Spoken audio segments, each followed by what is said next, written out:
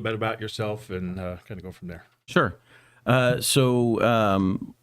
name is Mark. I've been with Gruber for about 3 months now, rounding up to 3 months. But I have a background that involved a lot of IT work and whatnot. And it's been a great experience so far. Love the culture at Gruber. Just a very, business atmosphere that gets the job done for customers, very customer focused. So happy to be a part of the team and looking forward to, exploring what's next. Yeah, perfect. So anyway, you're probably wondering why we're wearing Mark's got the Cardinals jersey on here. And yes, shout out to the Cardinals yesterday, getting their second win for the season. Woo! There we go. And I'm wearing a shirt here for represents Roy Munson, the 1979 Iowa State amateur bowling champion. If you have not seen the movie Kingpin, you might want to check that out. Yes. John, Yes. just real quick, we did get cut off. We had a little bit of a technical issue at the front, so we got Mark's intro there. If you want to go ahead and just reintroduce yourself and the name of the show. Okay. Hello, my name is John Dotson, and good morning. Thank you for watching the Gruber Wired Hour. There we go. Okay. So anyway, we're going to start today talking about sports broadcasting and how the effect of data communications and telecommunications equipment has on that. If you'd like to pull up the picture, we'll start here, and we're going to go over a little bit of history and where we think some of this comes from. So, going back in time, way back in time, if we take a look here, we can see that cave dwellers actually communicated by various art form on the cave dwelling walls, of which here we see a depiction of some of the first javelin throwers in sporting. Right. It's pretty impressive. And this is the way that people relayed information back then. And boy, where have we gone? It's amazing where we've gone. Yeah. And actually, whether this was actually a javelin throw or not, looks more like they're probably hunting for their dinner that evening. But the point being is that communication comes in all sorts of forms. And it started off in very early in time by depicting such pictures as this, and a way to depict a story and tell that story to somebody else. Right, exactly.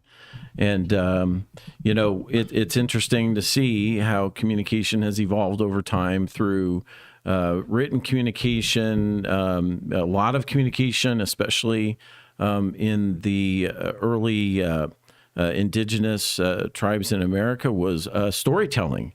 There was passed down storytelling from generation to generation. So there was a lot of different mediums that were utilized. Oh yeah, and some of the first mediums that came after that were things like light signals and smoke signals. Any way to transfer a signal, which is actually communications, to another party. As that evolved through time, and we came across things like metals, aluminums, things like that, discovery of, for instance, copper was Right. a big turning point as far as communication goes throughout the evolution. Absolutely. And, copper is one of Arizona's 5 Cs. So, as you know, we have so many copper mines here in Arizona. It's just a natural thing for our state. It's a commodity that is sourced right here. Yeah, what are the other 4 Cs? Climate, There you go. citrus, cattle, and cotton. Cotton, there you go. There Got we them go. all. See that? But really, copper, where it really began was probably around in the 1820s with the invention of the electromagnetic telegraph. Yes. And so that's where we've seen that transition originally start, with being able to take signals and transfer them over a wavelength of electricity. Right. And so then you have the invention of the telegraph, and that actually was introduced into sports itself. It was. In fact, in 1911, in Lawrence, Kansas, sports broadcasting first began. And by broadcasting, we're using a loose term here because basically Western Union set up a telegraph in Columbia, Missouri, which was the location of a game that was actually being played. And after each play, they would announce what just happened and map out a model of it using a football field on the other end. So the information was actually telegraphed back from point A to point B, and then they would map it out on the board. Wow, and that's telegraphed through using Morse code Right. back in the day too. So you can imagine the speed of transfer of data was lagging a little bit. Right. That would it reminds me of the old WKRP in Cincinnati Yes. episode. We can't put it up today, but Les Nessman reporting from the turkey drop and saying them spelling it out WK, and back in the studio they're going RP with a round of applause. But it's definitely not the speed of life, but it was what we had back then, right? Yeah, I can't even imagine what instant replay was like. No. The back and forth there. So. No, and then in 1921, the first voice broadcast took place. So Westinghouse station KDKA, located in Pittsburgh, broadcast a live radio announcement of a 10-round boxing matchup. So that's when radio started doing live broadcasts. What the boxing match? Yes, Oh, nice. boxing is pretty interesting, and I could see how that would appeal, Oh, sure. Yep. And then in 1939, live sports hit television screens. And it was a college baseball game between the Princeton Tigers and the Columbia Lions. Now, that was still black and white television back then, correct? Oh, yeah. They still weren't able to broadcast color, and color didn't come along for some time since then, correct? Nope. It was, it was whenever color TV broadcast, but, whenever they did Wizard of Oz, you remember it was half in black and white, half in color. That was the color debut of the cinema. So, Gotcha. Yeah. And one of the big, while we're talking about it, the transition from the telegraph into going through the radio came in the use of, category cable. And that was a pure transmission of just data only, correct? Right. And so here's an example of a Cat3 telecommunications cable, 25 pair. And you can see here, eventually what they did was they added some, this happens to be a foil shield. And then we have another shielding here to help prevent crosstalk and have any other issues with the transmission. Although this transmission type was still lagging compared to today's standards. Right. And I remember in one of my companies doing, the phone rooms and the, doing the punch downs and the blocks with these things. And, we would use them for DSL. So depending on how many pairs you use, depended on, rated the speed that you were getting, and then regular phone pairs, for the block as well. So, this cable goes back quite a way, and, but very efficient, got us where we needed to be for that time period, just like the cave pictures, right? Got them where they were going. And you know what? This is still used today. Yeah. Even as we speak, there's a lot of systems out there still use this particular cabling because it is still true to just say what it is in regards to the need for it and necessity for this type of cabling. Exactly. So going on here, was it 1939? So yeah, in 1939, the first college sports game, professional sports expanded into broadcast before college sports really got a foothold, and it was the 1939 Philadelphia Eagles versus the then Brooklyn Dodgers, which, I don't even want to talk about Dodgers. So, that's all right. Yeah, you're a Dodgers fan. No. But I'm Arizona through and through all the way, do or die. I roll with my D-backs and Cardinals and Suns. Hey, we have to. Coyotes, right? yeah. Speaking of which, our cabling, since you bring up the Suns, we do a lot of cabling with them as well, and other various stadiums around the valley here. And it's interesting. We provide them purple cable, right? Yeah, go with their colors, purple and orange. Right, exactly. So we do that. We also have done Major League Baseball, correct? Yeah, we had one of our salespeople here, Audrey. She actually had worked with them to put in fiber cabling trays and boxes inside all of the dugouts. That's in all of Major League Baseball. Yeah, throughout the entire platform of Major League Baseball. That's That way fascinating. you have instant communication from the dugout to various locations within the stadium. That's really cool. So next time you're watching a baseball game and you see a call to the bullpen, think Gruber. Think Gruber, because that's where we are. everywhere. You know what else we've done for them as well? We actually manufacture the racking systems that hold the radar gun to time the pitches being thrown. Wow, yeah. So they don't have to wait for the call to the bullpen. They can say every time there's a shot from behind the every time the graphic displays the speed, you know that camera or the radar gun was held by a Gruber bracket. That's correct. Yeah, there you go. Yeah. So that's some fascinating stuff.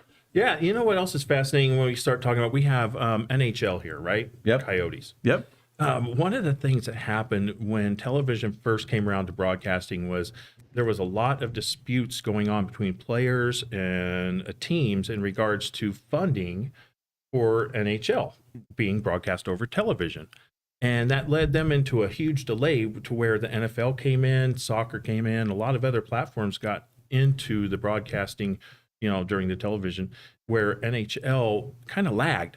And so you don't see them as prevalent as you do for, say, the NFL, World Soccer Leagues, and so forth. Right. Yeah. I remember when they first started, they did this whole big change to hockey broadcasting. And you remember when they developed the tracer for the puck? Yes. Right. Because people couldn't follow it on TV. It was kind of like really hard to make sure that, people were catching the action. So they put the tracer for the puck on it as it was going. It was, one of the innovations that they tried to utilize to get more viewership, which was kind of cool.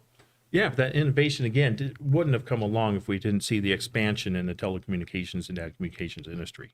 Exactly. And especially when it comes up to, we talked a little bit about the copper side of things, but then it was about 1920, I think, fiber optics actually became to be a medium in that realm. And so we started to see light transfer of data starting in early 1920s and then kind of picking up from there to where now today we get to a point where you get lightning fast speed through transmission using fiber optic cabling, and you'll be able to, watch that puck, be able to, pinpoint it. Right. And resolutions have really picked up too. So it makes it a lot easier to track as well. And before I forget, everybody that's watching, we want you to like, subscribe, and share this podcast. We have a place for comments. We will take those comments live. If you have any questions, please feel free to post them, and we will try and address every comment. Thank you for being here. We appreciate it, and we're going to keep rolling on. Yeah, as well as that, might as well let everybody know, too, Facebook is a huge platform out there in the world, and Gruber now is starting to see ourselves pop up on a lot of those data telecommunication sites that are, adhered to Facebook. So there's other avenues in which you can find us out. Absolutely. I think we're even on TikTok, aren't we? I think so. Yeah. Possibly. At least some of our sister companies are for sure. Yeah. Right. Good. Yeah. So going into the world, we talked about kind of United States, what took with broadcasting history. Let's talk about what first happened in the world. Okay. So what was it, 1921? 1921, yeah. Yeah, world's first sports broadcast made by Radio Florence Gibson, the Pittsburgh Star newspaper, who transmitted through KDKA commentary actual fight between Johnny Ray and Johnny Dundee at Motor Square Garden. Great. So... And for all of you people who play trivia out there, you're at the bar, you play trivia, right? Here you go for the world's first sports television broadcast. Where was it? It was between Columbia and Princeton, and there were only 400 televisions at the time in the country. And that was at May 17, 1939. 39, only 400 television sets. Yep. And now pretty much everyone has one on their phone. My parents were 10 years old right then. Wow. That's scary, right? What about the first color sports telecast? When did that come from? Good question. Let me see. That was in 1951. 1951. I hope you're keeping your track of your trivia cards here. And who was it? That was the Brooklyn Dodgers. Again, thank you for that. And the Boston Braves. So, teams have moved around quite a bit since that time. And it's allowed fans from around the world to track their teams. It doesn't matter where you live anymore. Geography does not determine, who you are able to watch anymore. And A lot of that is due to the ability to transfer data at high speeds. And that's our fiber products, right? Correct. Yep. Oh, yeah. And then instantaneous pretty much nowadays the way it is with fiber, and it's just continuing to grow and expand. Gosh, introduction of the first on-screen graphics. Here's one for your trivia folks out there. 1965. First time we were able to take a graphic and put on screen along with the broadcast and what's taking place. And I remember this has changed well over the years, because when I was going to school in college, study some broadcast journalism, we had the introduction of what they called a video toaster. And it came in with a big Grass Valley switchboard, and we were able to take 4 images and place up on a screen at one particular time. Yeah. But nowadays, if you take your phone, the capability that it has is just tremendous, and compared to what we started out with. It's insane what can be done now with the phone. I mean, we have more power in that little box than rooms of supercomputers back in the 50s and 60s. Oh, yeah, we wouldn't have that, though, if we didn't have the telecommunications towers out there broadcasting the signals and so forth. Right. You know, an upgrade from 3G, 4G. Now we're into the 5G network system. Right. And all that has to be thanks and leads back to, I would say, fiber optic cabling. Well, sure. I mean, you know, you look at just the data speeds. You know, when I first got involved in computer networks, you know, there were BNC connectors, right? And, you know, went to 10 base T, then 10/100, then gigabit backplanes. You know, I mean, it was pretty significant. And as the requirements, or I'm sorry, the data capabilities expanded, code could be less sparse. In other words, they had to make code so efficient because they could only, you know, had only limited data storage, only limited bandwidth. And now, I mean, code doesn't have to be, you know, brief, as it were. It doesn't have to be small. It can be as it needs to be to make it work. Yeah, and we're seeing those transmissions of that coding grow substantially in size, which leaves us a need for, you know, more top tier speeds in fiber optics and so forth, and just continues to grow. Absolutely. And that's one thing that's fascinated me since joining Gruber, has been the fact that this fiber optic cable assembly shop is just second to none. I mean, these people in there are on it. They have not only great speed in production, but their quality testing is amazing. Yeah, everything comes out being tested from our facilities. As you can see here, every fiber optic comes with a test certificate inside of it. So it tells you exactly transmission speeds, data, how it tested. And that's something we do pride ourselves on. And we're getting some questions in here. Audrey, yeah, was I in school in 1960? I wasn't born yet in 1962 there, Audrey. Thank you for asking, though. That was 92, 93 era. So I'm not that old. Now, Mark, on the other hand. No. Yeah, no. I graduated in 82, so, you know, that's where I'm at. But thanks for the upgrade in age. I appreciate that. Yeah, no problem at all. But yeah, no, the fiber stuff is really where it's going. Although we have so many installers that contact us for jobs, and it's all, you know, still Cat 6, Cat 5e, Cat 6, Cat 6a. I really love the mini Cat 6 too. Which basically is a smaller version of the Cat 6 cable. It's 50% lighter and 30% narrower than the normal Cat 6, and everything manufactured here at Gruber Industries has a lifetime warranty. Now, because of that, you can really take confidence in the quality of the product, because we don't want it coming back any more than you do. Have to send it back. So the quality testing that we do and everything ensures that what we send out of here really, really meets the standard. Oh, yeah. And over the years, we've hardly ever, just a testament to who we are and what we do, there's been just a handful of cases where that warranty's been used. Right. So if that says anything to what we do as a team here at Gruber. Absolutely. I think it really plays well to both ends. And I'm always amazed at the wide variety of connectors our product group builds cables with. We can do custom connectors that are project specific. So if a customer has, or if you're an installer and your customer has a specialty product, why we can actually re-engineer that cabling and develop those cables for you. So they bought it, maybe it was a one-off, maybe it came with something and they don't know where to find a replacement. We can forensically rebuild that cable. Yeah, just reverse engineer it. Exactly. Look to see what's necessary. In regards to those connectors you're talking about, when it comes to fiber, we do SC, ST, LC, MJO. It just depends on exactly what is needed for your particular build.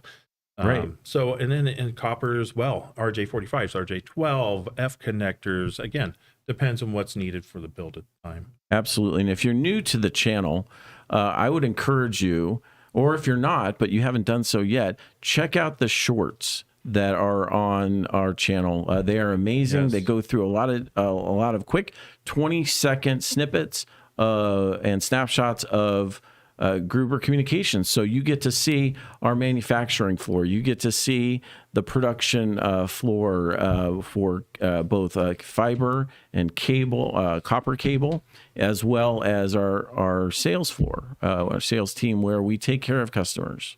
Yeah, very true. Back onto the discussion of broadcasting and sports. We get such a wide range of variety all the way throughout. Here's a good one. What year do you think the 1st and 10 line came available for broadcast? Speaking of football. Well, that would be 1998. 98. Yes. Yeah. I still wonder, it amazes me today. They put that on there and people are running all over. I'm like, is that? No, move. Right. And it's improved quite a bit, because before it kind of moved along and didn't, you would see it kind of shadow out, and then finally they got it where, people can walk across it and it doesn't whack the line out. Yeah. Hey, this just came up from Harry. Harry said there's a great wire manager that Gruber makes that does pair nicely with the Mini 6. And that's going to be one of our 1U cable managers, 5 rings here. You can see here, we've reduced the footprint on this. We have a smaller version as well, where the rings are cut down a little bit more. Right. But works well, especially with that Mini 6 cable. And I'm not sure if I forgot to mention it, but if I did, please forgive me. In some of the shorts, there's some in the metal fabrication shop as well, and you can see just pallets of all of these types of great metal products that we produce. Yeah. So where do you see the future going with sporting events? I mean, one of the things I guess we should talk about today is the fact that there's many different sporting events around the world. And let's just take ourselves here in Phoenix. You have the Open, right? Yeah. World Series we just had. A while back we had the Super Bowl here, in which case we did some cabling for that. And so what you see is a need for a lot of broadcast deployable cables. Right. That's where they can pull up with the trucks, they get out, and then they can go ahead and run from the vehicles, the trucks, the production trucks, to media converters, to other copper cabling, fiber, copper, and into the sporting arena or event. Right. Yeah. I had occasion to be under the Phoenix Suns, where they play the Footprint Center, it's called now. But underneath there, where they park all of the TV trucks.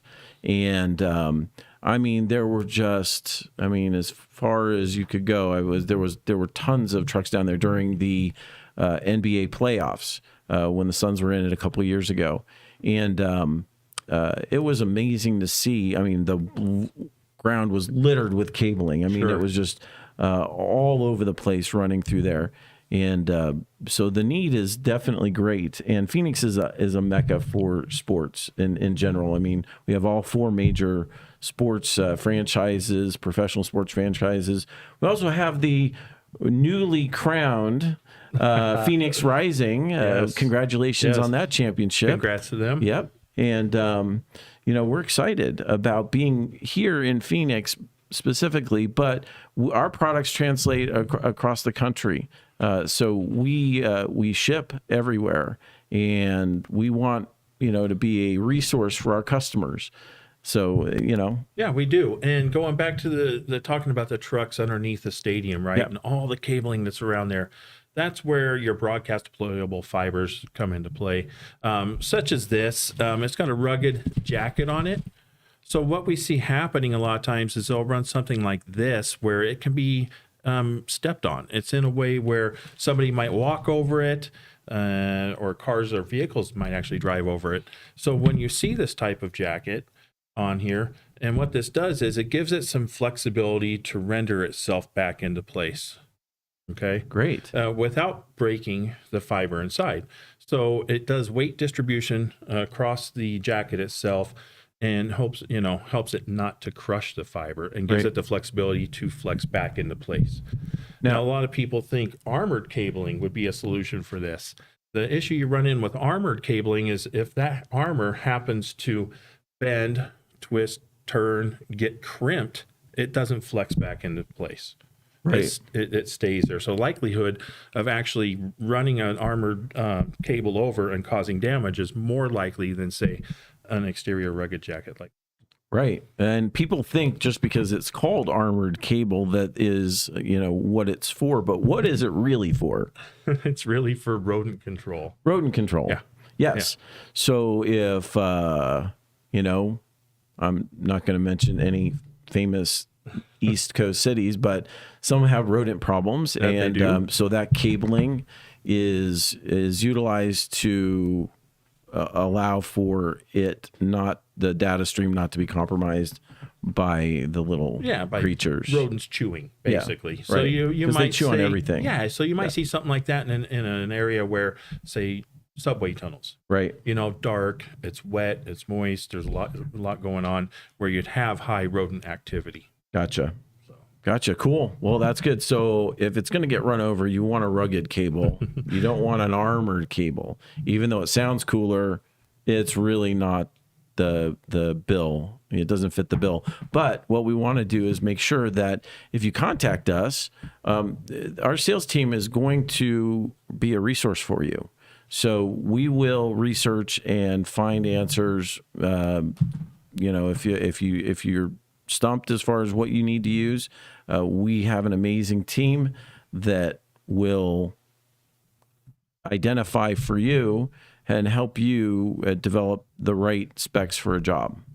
Right? Oh, yeah, most definitely correct. And we have everything available at our disposal to help you out with your needs. Whether you're looking for an actual just a Category 6 cable for a patch cord from, on a computer desktop, to maybe something that's going to be in a plenum space, like a plenum jacket, low smoke, zero halogen.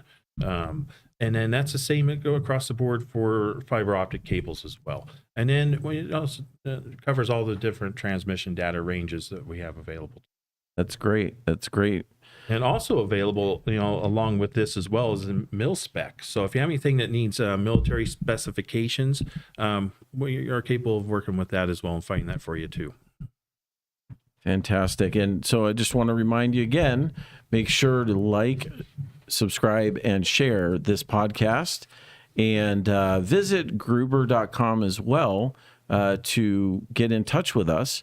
And also you can call our toll-free number 800-658-5883 and speak with our salespeople, and we will take care of you.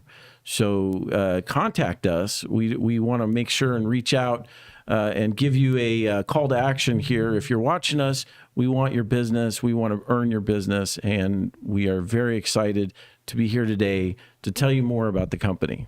Yeah, and somebody just brought up to us who's watching today that in vehicles, we do find some wire situations where the wire insulation is soy-based, which rats and mice do consider to be a delicacy. So anyone who's lived out here in the desert knows that there's such a thing as pack rats. You get out into the desert a little more. You see that over there? There should be a count of mouse out over there somewhere. We've talked about it on other podcasts. We have a spray that we use. Yeah. Yeah, we do here. But I used to do pest control, and I've actually been out to customers' homes where they get up in the morning and their car doesn't start, and they're not sure what's going on. They pop a hood, and there is a lot of debris, rodent debris.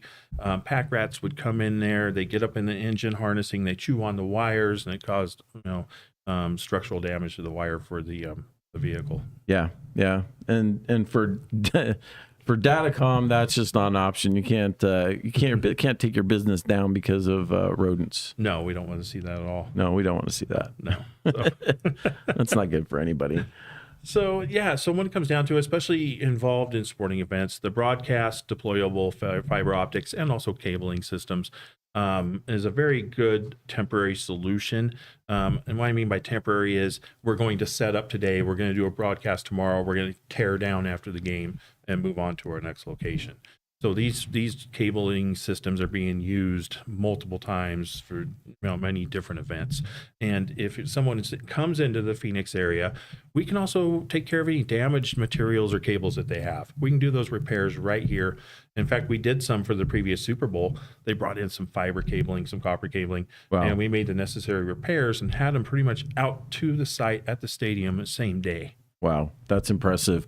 And if anybody, I'm right now they're building it out down at TPC. But if anybody's been out there, you drive by where they're building that out for the Phoenix Open, you'll know that the broadcast trucks start showing up maybe late December, early January, and start testing stuff out. And that particular event is one of the top 10 in-person live attended sports events in the world every year. Yeah, have you ever gone to the event? Oh yeah. Yeah, been there a couple times. Shout out to my wife; she gets us free tickets from time to time, so have to go to that show. It's a lot of fun. But the one thing you can notice, even sitting today in the stands, whether you're at that event or a football game or baseball game, is just the rapidness of data transmission and technology and communications to you personally, and the experience you have as a fan sitting there watching the event take place. And that's a great point too, is that, as I go to a lot of D-back games, and the fan experience has improved tremendously. I remember, trying to use my phone, 10 years ago at the stadium, and it was not an optimum experience. But today you can even order from your phone to your seat. You can do a lot of different things, but the data transmission speeds are great, and it improves it. And as we continue to evolve, fiber cabling is really going to be the linchpin of that. Oh yeah, the amount of transfer data rate going on today. You can sit in, like you said, you're sitting in the stands. You can order up some food. You're not missing the game. You're checking stats, and I guarantee a lot of people nowadays, especially in football, fantasy football, Right. almost instantaneous stats to your phone, via Which is communication, amazing. Yep. which is something we've never had before. No. And so one of the things that because the question came in about or the comment came in about the soy-based wiring and whatnot. We've done wiring, and this is not necessarily sports related, but we've done data cabling for patrol units for police cars, right? Oh yeah. Yeah. So the adaptation, the number of applications that we have for Gruber wiring itself is limitless. We can do what our customers can imagine, and that's one of the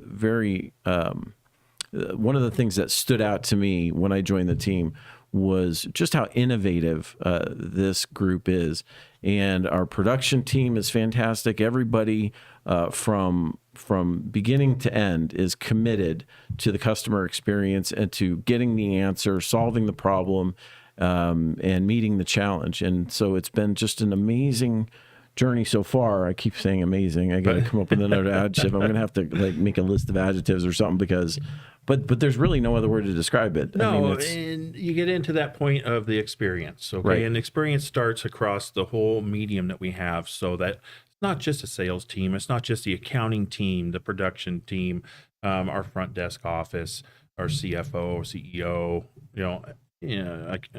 what else is there?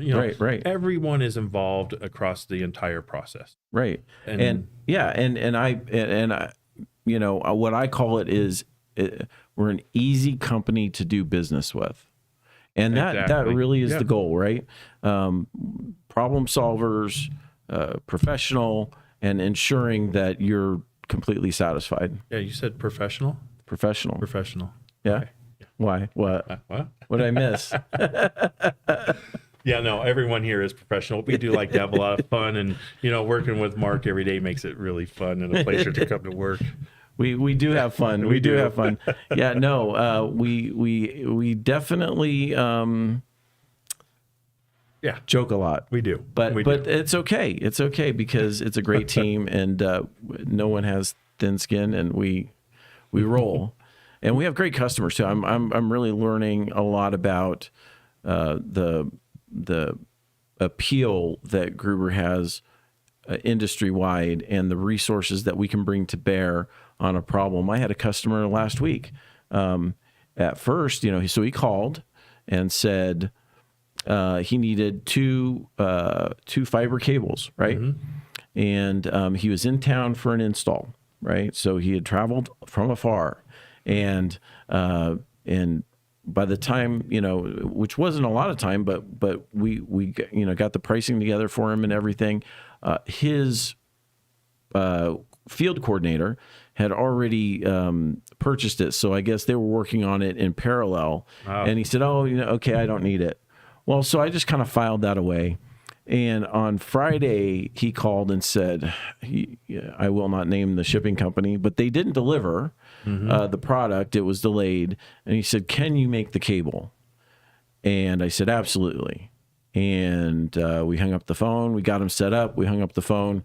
And I went to the back, talked to the production manager, Wally, and I'll be darned, that cable was in his hands by 2:30. Right? Both those cables were. Nice. We saved a road trip for somebody, which I would have to imagine was a pretty significant expense to be deployed out here and do an install, and to come up short by 2 cables would not have been a good thing. Yeah, exactly. Yeah. So we jumped in, we did our job, and it was exciting to see it. Yeah, and something we don't do enough of is thank our customers. We're very thankful for them being customers to us, but the one thing that I know that I'm very thankful for is the knowledge we receive back from them. Yes. A lot of our customers give us so much more insight into their world that helps educate us on their needs. It's a fascinating industry because the applications run everywhere from, as you said, mil spec. So I've talked to customers who do cabling on board ships. Yeah. Right. Okay. Right. All the way to cell tower nodes, all the way to just mom and pops doing their business and needing our product. I mean, it runs the gamut. So it's intriguing. Well, you have to stop and think how many lives are touched because of that cabling being in place. Right. It affects everyone nowadays. Well, I mean, my very first customer that I signed, I won't mention it because I don't know if we were allowed to do that, but they are a national observatory. I'll just say that. Okay. And it is it's an intriguing thing. So for 2 Star Trek nerds right here, I mean, anything going into space or looking at space is pretty great. Yeah, right? Yeah, it is. Especially knowing that Gruber product itself used to be part of the space shuttle program. Oh. Back in the day. Oh, yeah. I don't know that story. Yeah, so we've had some products go to NASA in that program. I don't know exactly where they were placed on the shuttle itself, but they were there. Classified. So, yeah, classified. Not a problem. Well, so it's fascinating to see that, and, kind of circling back to sports and just the whole customer experience in the stadium itself, or the fan experience. I imagine, I mean, you can, if anybody, if you've ever even been to the Super Bowl experience itself, before the event, the scope and magnitude of this, or the Phoenix Open for that matter, with 300,000+ fans, attendance on site, on the Saturday of the event. the scope of it boggles the mind. It is, but that's just the immediate scope. Right. We're not talking about the entire world and the millions of people who are, tuning into those broadcasts. Right. And, we do multi-strand fiber too, right? You'll see in some of the shorts, Pete holds up some of the cabling, and you'll see like 144 strands out there, or bigger stuff, right? Yeah. I think there's 144 and 288. Oh, you can get up there. I think the most we can do is, I want to say 198. If I'm correct, I'm not. I don't know. Sure, I don't know. but we can get it done. Yeah, for sure. And done and tested. When it shows up for you, it's going to be as well as, again, done, like you said, done, tested, and installed at the White House. We actually have cabling in the White House. Wow. That blows my mind. All the way to the top. Here we go. All the way. Yeah. Well, maybe the top. I don't know. And on that note, so it's we really are always on the forefront. And if you watch I would encourage, if you haven't watched any of the podcasts, watch podcast number 1, because that's where Pete and Mark talk about the beginnings of Gruber. And I was so impressed in watching that with just the sheer determination and the will to get to where we are today. And just the what I think the Canadian military calls it max flex. Max flex. So that's like where you have a plan A, but if something changes, you've got plan B, plan C, plan D. You have every contingency mapped out, and you can just see how this company is developed and what a great culture it is, a culture of can-do, a culture of the customer and innovation. So it's been an amazing thing. I keep saying that. I got to really work on that. It's amazing. There's no other word. It's stupendous. It's tremendous. It's dynamic. But doing business with Gruber is better than just hearing about doing business with Gruber. We want to encourage our customers, our prospective customers. If you have a need in the industry, if you don't know if it's something that we can solve for you, bring it to us. We encourage you, bring it to us, and let us be a resource for you. Yeah, most definitely. Yeah. Let's take the last few moments to take a look more in depth at our own State Farm Stadium. Okay. What we have here is, if you're not familiar with State Farm Stadium, it's where the AZ Cardinals play their football. Yes. And so there's a lot that goes on with that. Hey, Jesse, you want to pull up the picture of the glass cow? So yep, one sec. Over at the stadium there, they have what's called the glass cow, as they call it. It just so happens to be approximately 37 miles of fiber optic cabling connecting everything in the stadium to the broadcast trucks outside. And here is actually kind of what it looks like. Wow. Yeah. So everything goes through here to all of the distribution trucks that are sitting on the outside exterior of the stadium or underneath for the broadcast. I think they need some Gruber metal right there. I know. Like some ladders to run some of that stuff. Yeah. Cable management come into play. But again, a scenario like this, I believe, is to be meant for a temporary scenario like the Super Bowl. Right. And so forth. No. Yeah. I mean, I used to, in a previous life, run sound for a big church here. And when we built the building, when we built our patch panels, so the soundboards were up top, but then there were patch panels that split every channel on the board 3 ways, so that trucks could pull up and plug in. And attached to the sound, and then there was a whole separate component for video. So yeah, I get it. I mean, they have to run their cables in, they have to connect to that, and yeah, and you just don't want one little cable going down. No. Yep. Jesse, next picture. You can just kind of go through the list.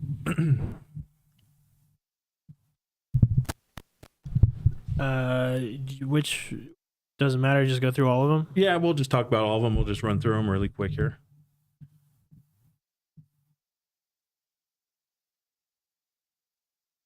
So, one interesting fact about the stadium are cameras. Do you know what this is? The pylon camera. Pylon camera. Yep. Where is this located? It's at the end zone. The end zone. That's where we want to be, right? Yep. Do you know there are, what was it, like 94 cameras throughout the stadium? This is one of them. Wow. Yeah, pretty wild, the amount of cameras they have at the stadium to do their broadcast. So what we see on the finals, production side of things at home watching, they have 94 shots they can take from. It's a I can only imagine what that control room looks like. I'm sure. And they have one 8K camera. That's it? That's it. They have one there because we don't broadcast in 8K yet. We're broadcasting now. We're getting into 4K more and more. Right. And we're seeing more of that broadcast. But they use the 8K so they can actually zoom in 16 times to still get clear resolution when they need to. I'm guessing they probably use it for things like instant replay and so forth. Yeah. No, that's great. I thought the pylon cameras, when they first came out, were one of the coolest things. Yeah. Next picture, Jesse.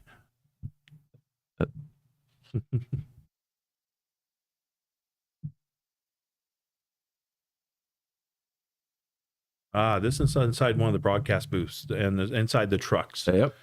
So once they get to the stadium and they got the truck hooked up to the exterior of the stadium, they run all the cabling through.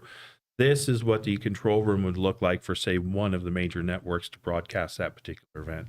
And not to be overly simplistic, but realize every one of those devices is connected with cabling, copper or fiber.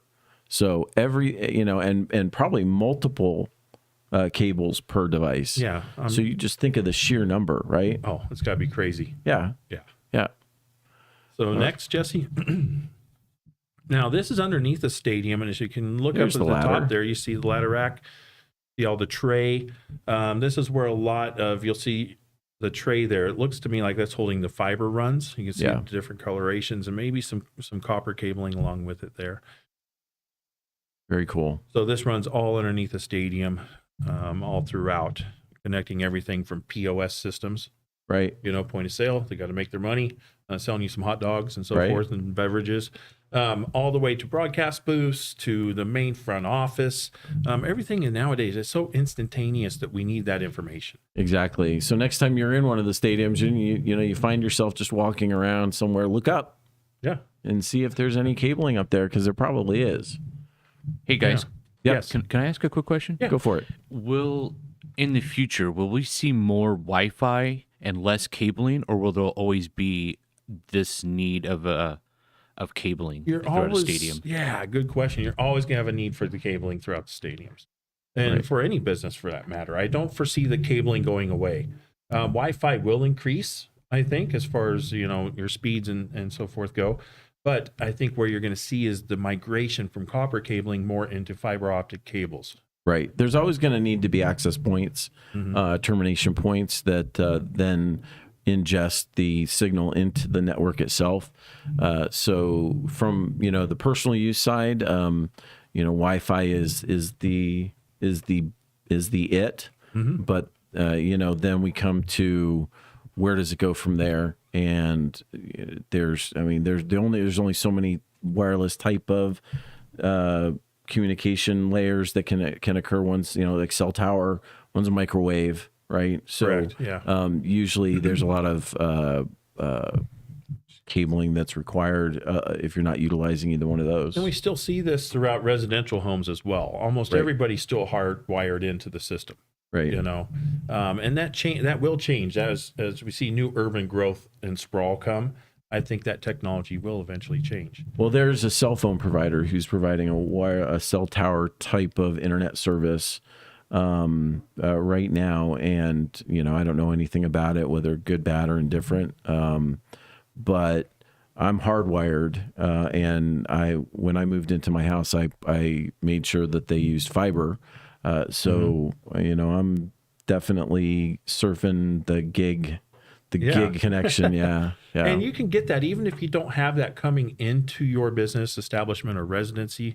You can still get that type of speed and transmission from within the home itself or business itself. Right. And so another potential client that I did a quote for, it was a municipality, and I don't know, more advanced users will know this. This was new to me when I was getting going here, but you can take there's a signal kind of repeater that you can attach in series to a fiber connection, and it will actually repeat that signal up to 40 kilometers. 40 kilometers. Wow. 40 kilometers. Now that little device was like $7,000, right? Sure. It wasn't cheap.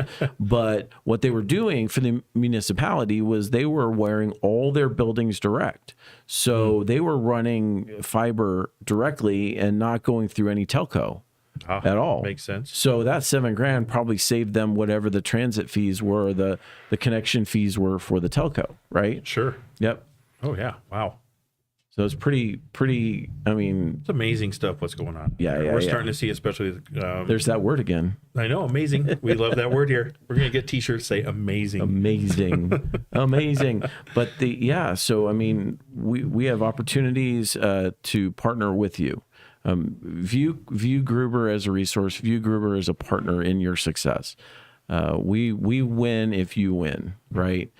So let us help you. Want to just encourage you again, subscribe, and share this podcast, this channel, and contact us at gruber.com. Go to Gruber Communications if you're interested in our Datacom team, our sales team. We'd be glad to help you. Our phone number's on there too. Reach out to us. We want to be your resource. Oh yeah. Yeah. Most definitely. Hey, Jesse, want to throw up the sports chart because I think this chart encompasses other businesses formats as well as we take a look here.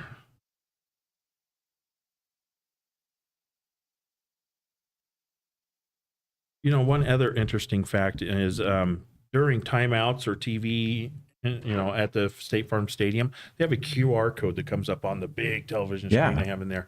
And anybody from within the stadium can hold their phone up and it'll actually turn their phone into like a selfie phone for the broadcast. So once they get that QR code up to their phone, right, it turns their phone on and sends a signal to the broadcast booth. They're actually streaming from your phone. Correct. Yeah. So now they have access to all this for, whether you see the selfies when people are in the stadium, in the stands, right, and so forth. Just the technology is amazing. Yeah, it's scary, when you just think, for somebody who's I'm just getting a little bit older, not old, but just a little older. 10 years ago, when I think about where the industry was, and compare that to today, and then try and extrapolate that out another 10 years and say, if we make as much change as we've done in the last 10 years forward, we're going to just be all walking around with goggles, right? Virtual reality goggles. We see everything around us, and then it gives us all this information, and there's a lot of crazy tech out there. It is. Yeah, it's amazing. It's amazing. And cables do it all. They, stuff has to be connected. Stuff has, the air is good. Wi-Fi is good. It has its limitations. Data cabling is solid, and it's forever. And there's a security enhancement we're using, cabling. Right. So right. See the flow chart we have here. This represents a flow chart that sporting events put together to kind of give you an idea. And you see in the center it says data plus connectivity. Right. You look at the outside ring of this, and we'll start with the increased venue efficiency. So your system that you implement within your particular, and this actually could work for any organization, right? If you look at it, and how it increases that venue efficiency. So in the stadium, you're talking higher speed transmissions. Well, I when I see that, I think of like ticket taking. So I remember going to D-back games, early on, and there were tickets, and then they started doing the scanning, and you could go, now you can go in and out, and it's easy to go in and out where it was hard before, right? Correct. So they're able to track everything with those scanners, and making sure that everything can just flow, make sure it's a valid ticket. And it's right on your phone. My wife and I just went and saw Pink, right? Yeah. And we get down to the stadium, and you don't need a paper ticket anymore. No. You just take your phone, you hold it up, they scan it, and off you go. I know. I remember doing a lot of traveling, and when that switched over at the airports, just being able to scan your ticket from your phone on a QR code, and boom, you're done and through. Yeah, and other efficiency, for instance, in this picture at the stadium would be like, hey, everybody likes to get something to eat, something to drink. There used to be long lines for that, and if you're dealing with cash, it takes forever to do those transactions. And then you miss part of the play, the action of the game. With the efficiency comes now, like you said, you could order from your seat and pay right there from your seat. Right. And then they deliver your food to you. Right. If you go up to the actual restaurant to go get your food, again, it's all done without paper now. No paper money. It's just a transaction with your card or on your phone really quick. So it speeds up those times. Yeah. Which leads into enhancing the fan experience. Making sure that you can see the actual play of the game, be down there versus standing in line forever to get a drink. Right. And then also having your phone to collect all the real-time data. Again, checking your fantasy football team while you're watching the Cardinals play. Right. Yeah. No. And the real-time stats are important, I think, when you're watching a sporting event, especially baseball. Baseball is a game of stats. Yeah.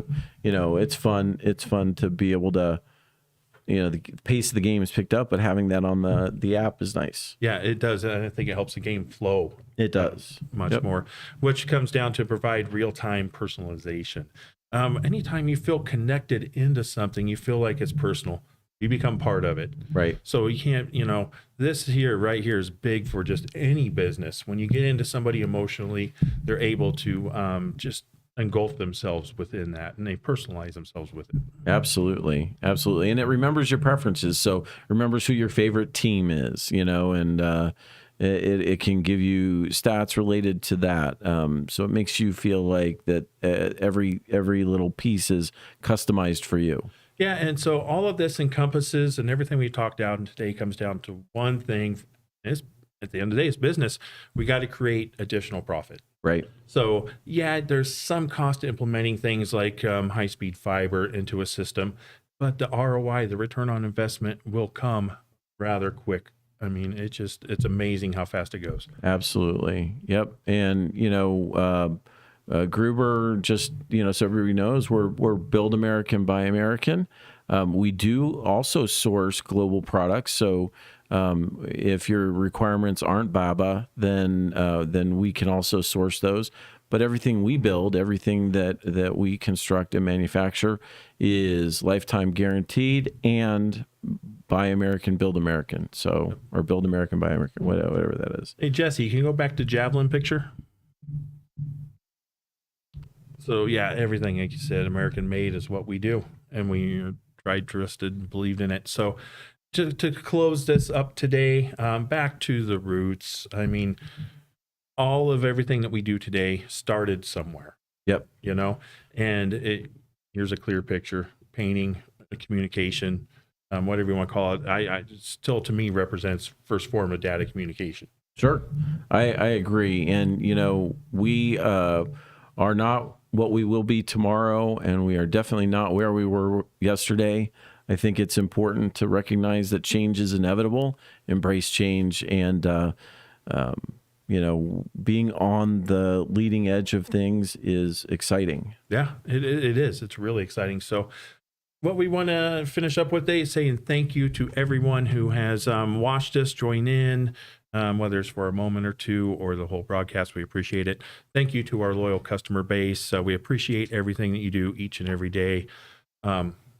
Mark, anything you'd like to say? Sure. I'd like to say that like, subscribe, and share this podcast and this channel, and contact us at gruber.com if we can help you. Yeah. It's our great privilege to do it. And don't forget, we're also available through those different medias, Facebook and so forth as well. Snap. What is it? Or TikTok. TikTok. Yep. I knew what you meant. Yeah. So I think we finally learned a new word for us around here. Amazing. It's amazing. Very amazing. Gruber, amazing. Yep. So. Thank you for joining us today, everybody. And onward and upward, right? Yep. We'll see what comes next. I think, I'm not sure what's going to come up in the future of the broadcast, but I do know that we do have a commitment from one of the representatives from the Arizona Cardinals. So they will be joining us in studio as well. Great. Thank you, everybody, and Have an amazing day. an amazing day.